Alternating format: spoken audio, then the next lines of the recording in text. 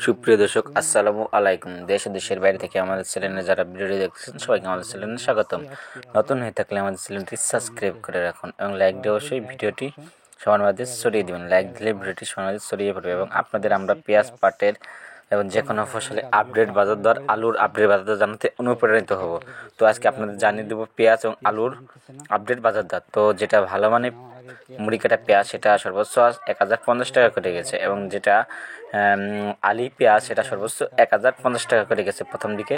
তো পরের দিকে বাজার কিছুটা কমে গেছে, 850 টাকা, 900 টাকা, 1000 টাকা এভাবে যাচ্ছে। অর্থাৎ প্রথম দিকে 1050 গেল, 1250 গেল, পরে দাম কমে গেছে। তো আলুর বাজার যেটা আলু সেটা হচ্ছে খুচরা 25 টাকা করে কেজি এবং পাইকারি 22 টাকা, 23 টাকা, 20 টাকা এরকম করে চলতেছে। তো আপনাদের যারা যারা পেঁয়াজ ও পাটের বাজার দর কেমন আছে অবশ্যই কমেন্ট করে জানাবেন। কে কোথা থেকে আমাদের সাথে আছেন অবশ্যই কমেন্ট করে জানাতে ভুলবেন না। ধন্যবাদ, সবাইকে ভালো থাকবেন, সুস্থ থাকবেন।